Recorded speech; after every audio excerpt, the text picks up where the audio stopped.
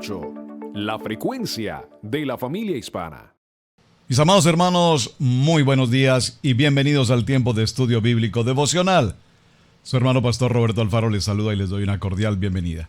Saludo para todos nuestros hermanos, Iglesia Cristiana Integral Cherryville, Iglesia Cristiana Integral Asheville, Iglesia Cristiana Integral Colombia en Santa Fe de Bogotá. Para todos ustedes, un abrazo cordial. Muy bien, vamos con nuestro parashá de semana, comienzo de semana, parashá número 45, Baet Hanan. Baet Hanan, una palabra muy interesante. Diga conmigo, por favor, Baet Hanan, como suena, escríbalo así. Baet Hanan, capítulo del libro de Devarim, número 32, capítulo 3, voy muy adelante ya, ¿verdad? Devarim, capítulo 3, y vamos a tomar el verso 23 para dar comienzo a este texto maravilloso de Baet Hanan. Baet Hanan traduce en nuestro idioma español y supliqué. Bat y Hanan, suplicar. Baet Hanan, y supliqué. ¿De dónde tomamos este nombre? Del primer verso, tomado en capítulo 3, verso 23. Dice: yo supliqué a Yahweh en aquella ocasión, diciendo: oh Adonai, Yahweh, tú que le has permitido a tu siervo ver las primeras obras de tu grandeza y tu mano poderosa, tú cuyas poderosas hazañas ningún Elohim en el cielo o tierra puede igualar, permíteme, por favor, cruzar y ver la buena tierra al otro lado del Jardín, esta hermosa serranía y el Lebanón. Pero Yahweh estaba enojado conmigo por culpa de ustedes y no quiso escucharme. Yahweh me dijo: basta ya, por favor. Mucha atención a este texto en el verso 26. Basta ya, nunca vuelvas a hablar de este asunto. Verso 27. Sube a la cumbre de Pisgá y mira alrededor, al oeste, al norte, al sur y al este. Míralo bien, porque no cruzarás el Jardín. ¡Wow! ¡Qué tremenda palabra! Verso 28. Dale a Josué sus instrucciones. Fortalécelo y anímalo, porque él cruzará a la cabeza de este pueblo y él les repartirá la tierra que tú podrás solamente ver. Estoy leyendo un texto de la palabra en la versión israelita nazarena. Vamos a tomar ahora este texto de capítulo 3 de Devarim, Deuteronomio, en la versión común Reina Valera. Lo voy a leer porque quiero que por favor usted siga conmigo la lectura y esté muy atento a lo que vamos a hablar en la introducción de esta semana en nuestro parashá Baet Hanan. Dice el verso 23 en esta porción: y oré a Yahweh en aquel tiempo diciendo: Señor Yahweh, tú has comenzado a mostrar a tu siervo tu grandeza y tu mano poderosa, porque ¿qué Dios hay en el cielo ni en la tierra que haga obras y proezas como las tuyas? Verso 25. Pero yo te ruego que vea aquella tierra buena que está más allá del Jordán, aquel buen monte y el Líbano. Verso 26. Pero Yahweh se había enojado contra mí a causa de vosotros, por lo cual no me escuchó y me dijo: basta, no me hables más de este asunto. Verso 27. Sube a la cumbre de Pisgá y alza tus ojos al oeste y al norte y al sur y al este y mira con tus propios ojos, porque no pasarás el Jordán. Y manda a Josué y anímalo y fortalécelo, porque él ha de pasar delante de este pueblo y él les hará heredar la tierra que verás. y paramos en el valle delante de Bet Peor. Muy bien, la introducción que tenemos a nuestro tema para el día de hoy es muy interesante. Baet Hanán, ¿qué significa? El primer verso 23 nos lo dice. Y supliqué y oré. Si usted toma por favor en su casa y hace este ejercicio conmigo, en el diccionario bíblico buscamos la palabra suplicar. Por favor, permítame hacerlo. Tengo el diccionario bíblico y para la palabra súplica me da la siguiente respuesta. Dos conceptos. Número uno, rogar, instar, implorar, impetrar, conjurar, conceder, atender. Súplica significa rogar y ambos significados tienen que ver con pedir un favor, pero el primero supone ante todo respeto. El segundo, es decir, rogar, suplicar. Aquí estamos hablando de súplica y de ruego. El primero nos indica que se hace con una actitud de humildad, con una actitud, de respeto, mientras que el segundo, rogar, se hace en una actitud de humildad. El que suplica pide con justicia o por gracia, por favor, atento a estas dos expresiones. El que suplica pide por justicia o por gracia lo que depende de la voluntad ajena. El que ruega pide siempre por pura gracia lo que depende de la voluntad de otro. Un ejemplo muy claro de esto entonces es entender la humildad y entender la situación de una persona en condición de pecado que ruega esa situación de perdón. Entonces, rogar tiene como importante entender para nosotros que significa a su vez hacer algo. ¿Por qué quise tomarme el tiempo con el contexto del diccionario para esta persona o para esta palabra, tan importante? Vamos a ver algunos aspectos interesantes. El libro de Devarim, el libro de Deuteronomio que estamos desarrollando ya en el ciclo para completar los 5 libros de la Torá, nos va a narrar en términos generales algunos aspectos muy importantes. Recordemos que ya Moshe sabe. Ya Yahweh le habló a Moisés y le ha dicho que no pasará a la tierra prometida. Le ha dicho que estas últimas 5 semanas serán el tiempo final de cumplir todo el propósito para el cual el Padre lo ha llamado. Muy importante. Recordemos que esta situación de no pasar a la tierra prometida tiene que ver particularmente con algo que ya enseñamos, que fue justamente cuando el Padre le ordenó a Moshe que le hablara a la roca. Sin embargo, recordemos que Moshe, estando en una situación de dolor, si puedo utilizar esta expresión, de pena con respecto a la muerte de su hermano Aarón, aparte de eso, la rebelión de este pueblo de dura cerviz y todas estas contrariedades justo para este momento, recordemos que Moshe, ¿qué hizo? Golpea la roca. Amén. Entonces, es importante tener presente, que dije la muerte de Aarón, me referí, es a la muerte de su hermana Miriam. Muy importante esto, porque al momento de golpear la roca estaban tanto Moshe como Aarón, ante la muerte de su hermana Miriam. Corrección, muy bien. Ahora bien, estamos en los últimos días, en los últimos 30 días en la vida de Moshe.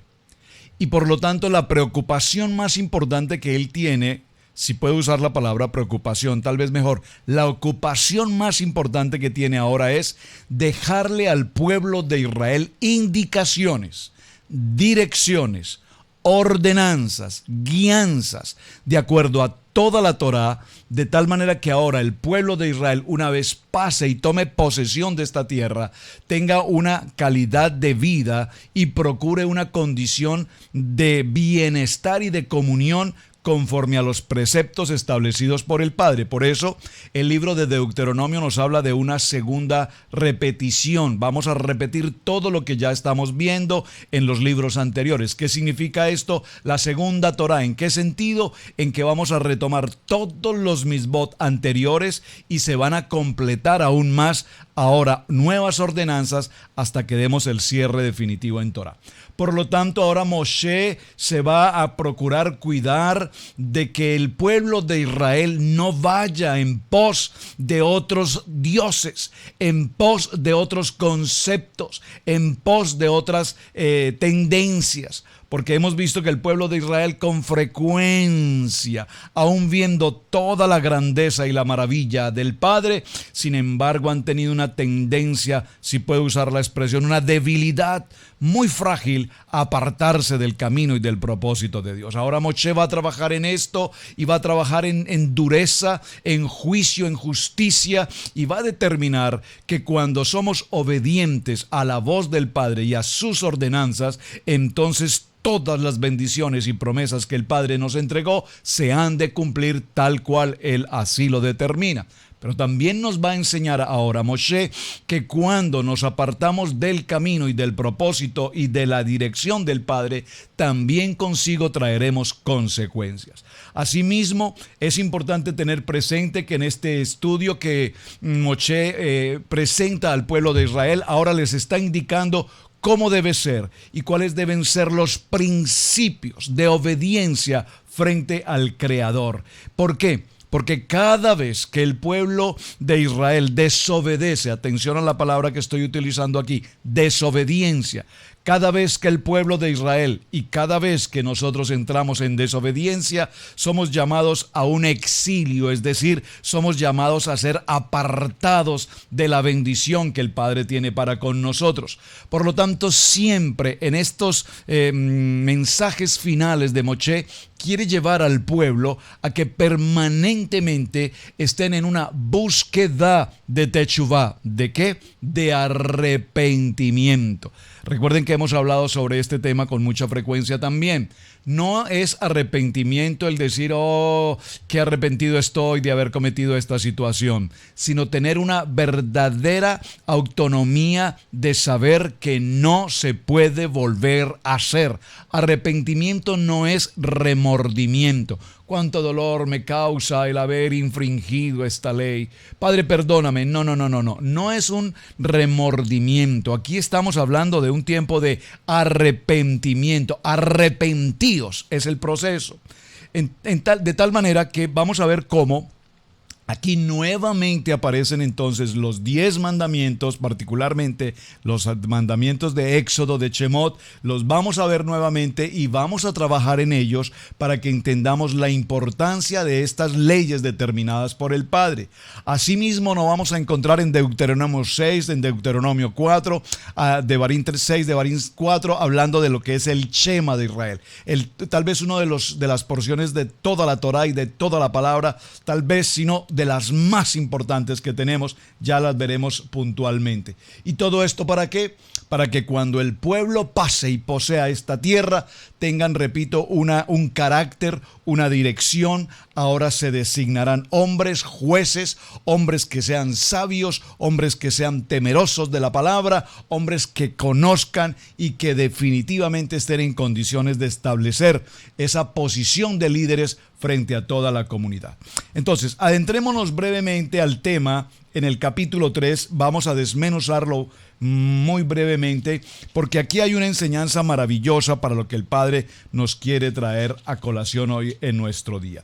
Vaya nuevamente conmigo, por favor, al libro de Devarim, en el capítulo 23, en el capítulo 3, no sé por qué tengo este número, capítulo 3 de Devarim, en el verso 3, Deuteronomio 3:23. Vamos a leerlo nuevamente.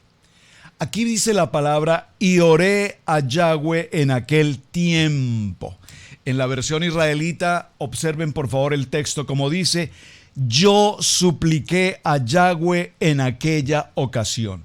Vamos a ver aspectos importantes y por favor subraye en su Biblia 4 aspectos que Moshe nos entrega en esta súplica. Una súplica extraordinariamente importante. ¿Saben?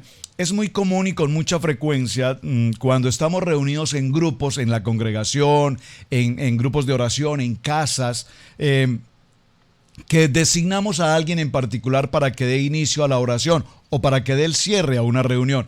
Hermano, ¿puede usted por favor dirigirnos en la oración? de comienzo. Bueno, pastor, la verdad es que yo no, yo no sé orar, yo no puedo hacerlo. O por favor, ¿podría usted, hermana, dar el cierre de oración de esta actividad de hoy?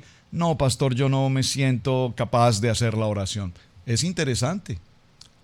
Puede ser por temor, por cierta timidez, por cierta facilidad de expresión, cualquiera que sea. Pero Moshe aquí puntualmente nos va a enseñar 4 aspectos básicos, muy profundos, de la importancia de tener una verajá, una oración, una bendición para cada uno de nosotros cuando entramos en esta posición de súplica. Recuerden que definimos la palabra súplica con 2 aspectos. Número 1, humildad. Y número 2, recuerden que dijimos, la palabra súplica nos habla de humildad y la palabra súplica también nos está hablando de la gracia del Padre. Yo supliqué, dice la palabra. Entonces, por favor, escríbalo en sus notas. Número 1, suplicar al Creador. Por favor, escríbalo en sus notas. Orar significa hablar con el Padre. Orar significa suplicar, significa una actitud de humildad. Significa presentarnos con el Padre sin arrogancia, sin orgullo, sin pedancia, con una actitud de arrepentimiento, con una actitud de humildad, con una actitud de justicia. ¿Qué significa una actitud de justicia? Que la justicia del Padre es la justicia correcta. No podemos nosotros entrar a decir, bueno, Padre, pero Dios, ¿por qué hiciste esto? No me parece que lo que has hecho debía ser así. No. El Padre es juez y es un juez justo.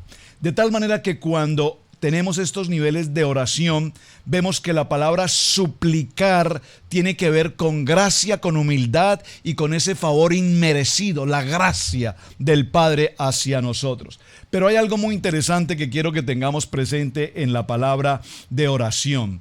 Y es que cuando oremos, tenemos que aprender a orar no solamente haciendo repetición de repetición de repetición, que es lo típico que aprendemos en la oración. Repetimos y repetimos y repetimos.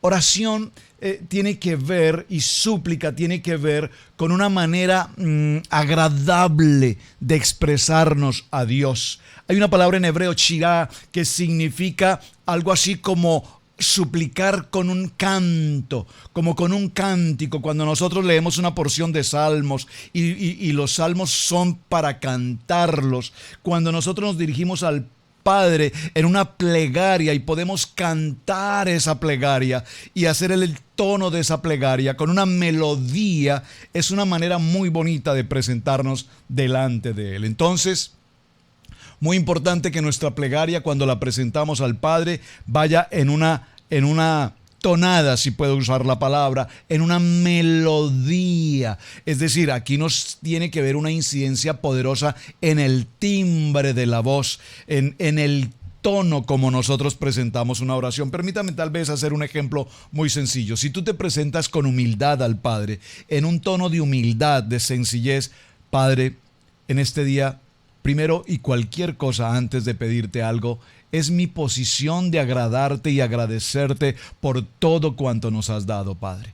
Padre, que tu amor y tu gracia y todo cuanto haces en nuestro diario vivir, en nuestra salud, en nuestro hogar, en nuestra provisión, en nuestra familia, en el ministerio, Padre, solo tú puedes hacerlo. Gracias porque sin ti nada puedo hacer. Con una actitud de humildad, pero si nos presentamos delante del Padre, bueno, Padre, tú sabes cuáles son mis necesidades. Así es que espero que yo no tenga que estarla repitiendo todos los días. Ya tú sabes, y si tú eres el Dios Todopoderoso, espero que me estés escuchando. ¿O qué clase de Dios eres tú que no me prestas atención? ¿Están entendiendo esto? Tal vez un poco el ejemplo más básico creo que podría ser el de los niños. Cuando un niño habla con papá y le dice, mira papi, es que estoy interesado en que tú, por favor, si puedes ayudarme. Mira, sabes, quisiera que me regalaras algo que deseo con mucho deseo. Tengo mucho deseo que tú me concedas este favor. Padre, regálame una pantalla de televisión más grande que la que tengo ahora. O una bicicleta, no sé, un ejemplo. Y con un amor y con una ternura, el niño sabe cómo dirigirse a papá y pedirle particularmente algo. Primero, ¿qué hizo Moshe? Con una actitud de súplica se presenta al Padre. Número 2, ¿qué hace cuando habla con el Padre? pronuncia su nombre. Veamos el texto que nos dice: yo supliqué a Yahweh. Es muy importante que nosotros supliquemos al Padre y reconozcamos al Padre por su nombre. Hashem, Hashem, su nombre, Yahweh. Que nosotros lo pronunciemos con nuestra boca y reconozcamos que el Dios Padre Todopoderoso, Baruch Hashem, allí está presente, atento a nuestro clamor.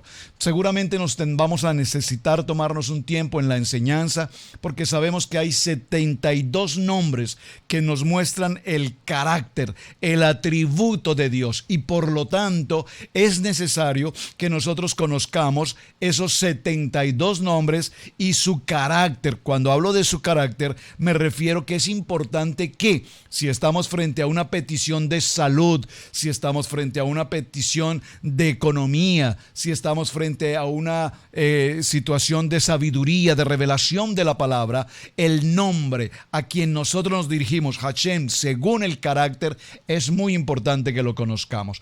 Por lo tanto, vamos a tomarnos un tiempo para que estudiemos, repito, estos 72 nombres del Padre Eterno y cuál es el carácter de cada uno de ellos. Así es que es muy importante tener presente algo. Y por favor, quiero que escriba esta frase en algún lugar.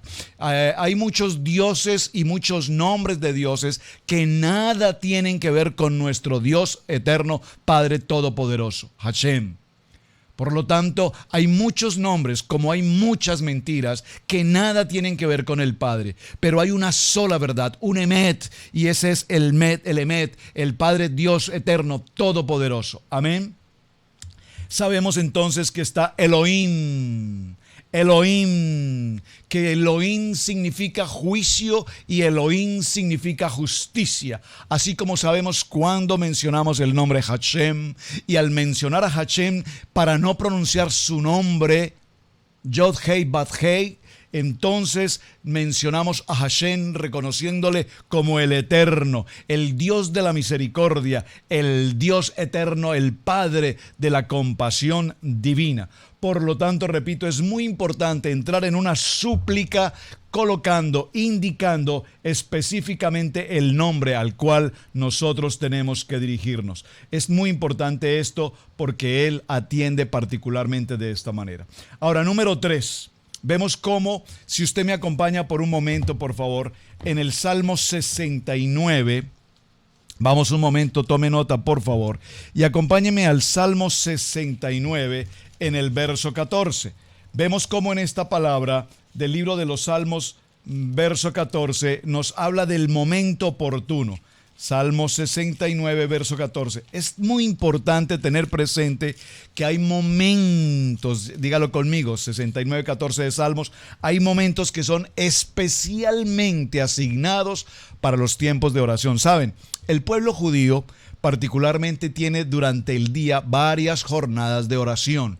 No importa el lugar donde se encuentre, sea en el trabajo, sea en una oficina, sea en una fábrica, sea en un restaurante, sea en algún lugar público donde quiera que se encuentren, a esa hora el pueblo judío hace automáticamente un stop de cualquiera que sea su actividad e inmediatamente dirige una oración siempre en la dirección hacia donde se encuentre ubicada la nación de Israel y se toma el tiempo de orar. Yo recuerdo una anécdota alguna vez estando en la ciudad de New York, visitando una librería judía precisamente inmensamente grande, 6 pisos de toda la judaica de New York.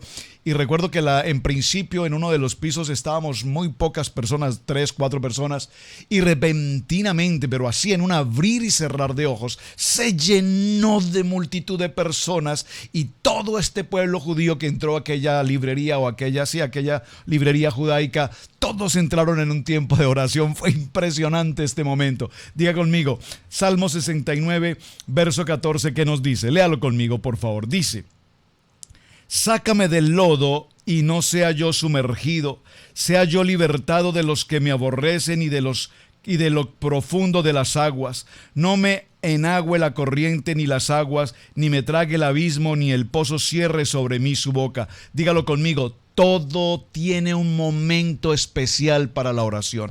Y hay momentos especiales, por ejemplo, en el tiempo de Shabbat, cuando nosotros venimos al tiempo de Shabbat. ¿Cuándo es el tiempo de Shabbat? El día 6 Viernes al atardecer, cuando ya entramos a esa línea del cierre que baja el sol, sabemos que vamos a entrar en Shabbat. Ese es un muy buen momento. Y durante el transcurso de Shabbat es un muy buen tiempo para entrar en súplica, para entrar en ese tiempo de oración con el Padre. Dice en algunos textos que desde la medianoche, atención, desde la medianoche hasta la salida del sol, es decir, todo el tiempo de la madrugada, es un muy buen momento para la oración. Después del mediodía hasta la caída del sol es un muy buen tiempo para la oración. Por lo tanto, es interesante que el tiempo, dígalo conmigo, el tiempo de la oración es todo tiempo.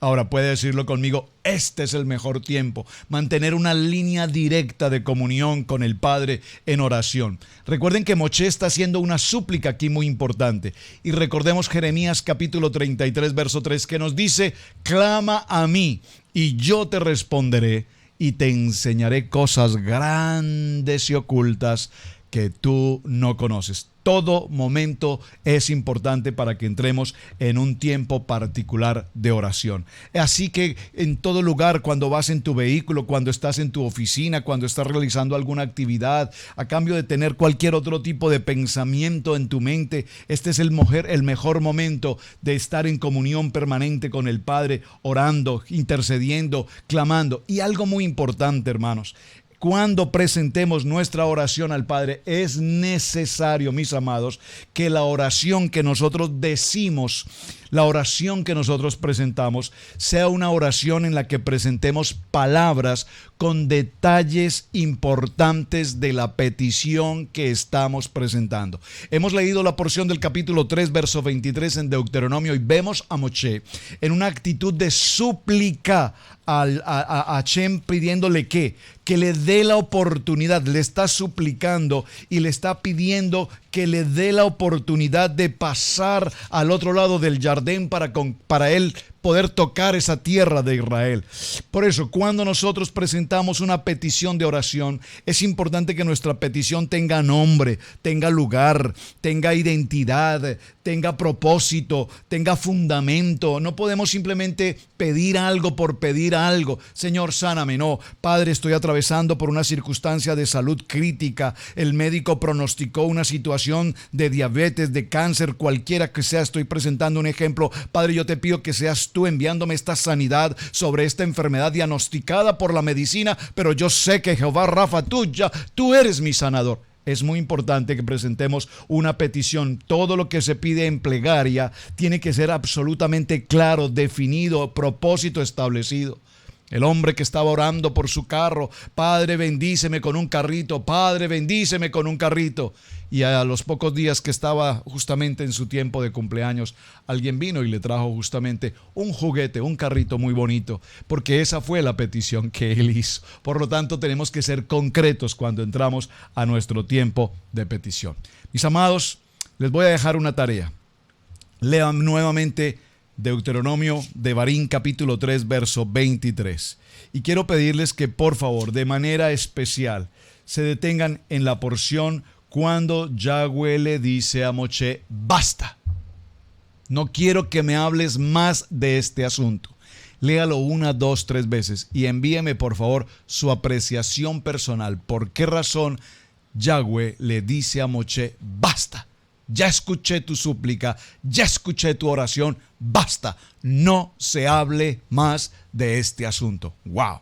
Qué tema tan importante este y qué importante que esta reflexión que estamos aprendiendo hoy podamos aplicarla a nuestras vidas. Nuestros hermanos, mis amados hermanos, han todo el tiempo. Shalom para todos, su hermano Pastor Roberto Alfaro les saluda. Gracias por compartir el mensaje y gracias por la tarea. Todos atentos. Devarim, capítulo 3, verso 23. Bendiciones para todos.